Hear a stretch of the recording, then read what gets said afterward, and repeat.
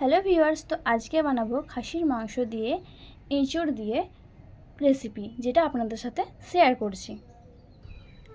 এঁচোড় আলু কেটে নুন হলুদ দিয়ে সিদ্ধ করে নিয়েছি। মাংসটা ম্যারিনেট করে নিচ্ছি। তাতে দিচ্ছি আদার পেস্ট, রসুনের পেস্ট, হলুদ গুঁড়ো, লঙ্কার গুঁড়ো,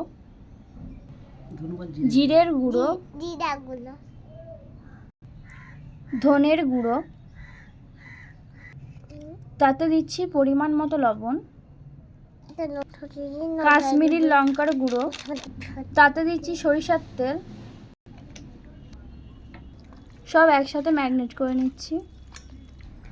ম্যারিনেট করা হয়ে গেছে, আধ ঘন্টার জন্য ঢেকে রেখে দিচ্ছি। একটা কড়াই বসিয়ে তাতে তেল গরম করে নিয়েছি, তাতে সেদ্ধ করা আলুগুলো ভেজে নিচ্ছি।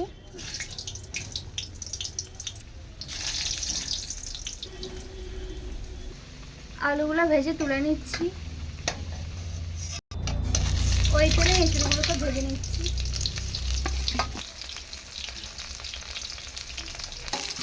এঁচড়গুলো ভেজে তুলে নিচ্ছি। তেল গরম হলে তাতে দিচ্ছি তেজপাতা, দারচিনি, লবঙ্গ আর এলাচ।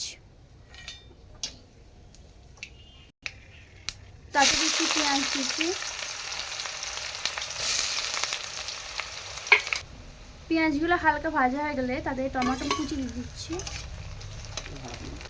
পেঁয়াজ টমেটোটা ভাজা হয়ে গেলে তাতে ম্যারিনেট করা মাংসটা দিয়ে দিচ্ছি।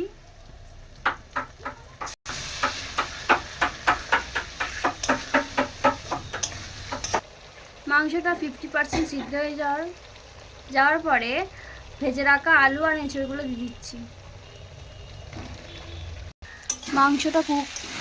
মাংসটা কষা হয়ে গেছে, তাতে দিচ্ছি গরম জল। আমাদের মাংসের রেসিপি একদম কমপ্লিট। এবার নামিয়ে নিচ্ছি। এইভাবে মাংসের রেসিপিটা একবার হলো বাড়িতে ট্রাই করুন। ভিডিওটি ভালো লাগলে একটা লাইক করবেন। আবার দেখা হবে নেক্সট ভিডিওয়ে।